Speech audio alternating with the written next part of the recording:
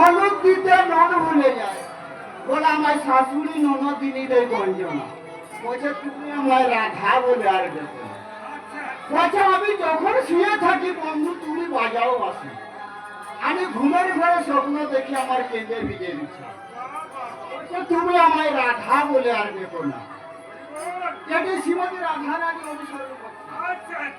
তাহলে বলছে আমি যে কুলবতী নারী, আমি কারো ঘরে সে ছিল আয়াত ঘোষ ঘরানি। তাহলে আমার বাড়িতে আছে আবার দুইজন, তারা অনেক সময় আমাদের দেশে অনেক কাঁচা বাস রয়েছে না, তারা অনেক সময় কাঁচা বাসও ভুল ধরিয়ে দেয়। অর্থাৎ জুটিলা আর কুটিলা, অর্থাৎ শাশুড়ি আর নদী। আপনাদের এই যে কাঁসাই নদী আছে না, ওই নদীর যে স্রোত অর্থাৎ গতিবেগ, বন্যা যখন হয় বাবু সব কিছু মিলে চলে যায় তো, তাহলে ওই নদীর যে স্রোত বাড়ির ঘরের ননদিনীর সেই স্রোত। তাহলে সে তাদেরকে নিয়ে যেতে হবে সেই যমুনা তীরে কালা চাঁদের কাছে। তখন শ্রীমতী রাধারানী কি করবে জানো?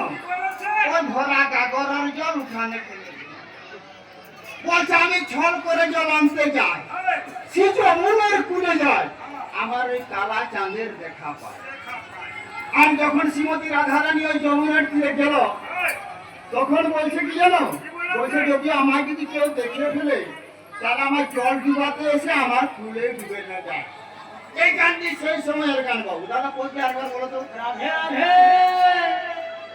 ননদিনী কাল ভাবিনি শিয়াকুলের কাটা, আর কথায় কথায় করে ধরা সততাতে ফেটা।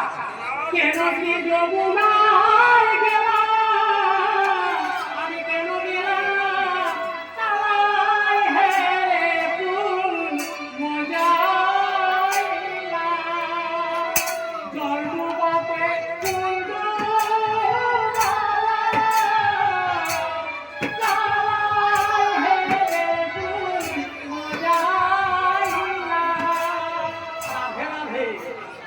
যারা কালাকে ভালোবাসে তাদের পুজোও নেই আর মানও নেই, তাই না?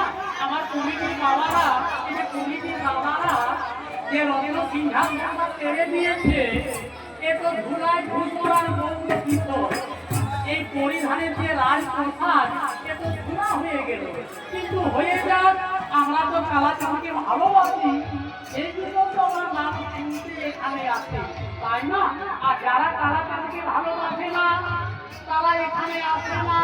তারা লাল কাঁথাদের মধ্যে আছে, তাদের মানব আছে, তাদের ফুলও আছে,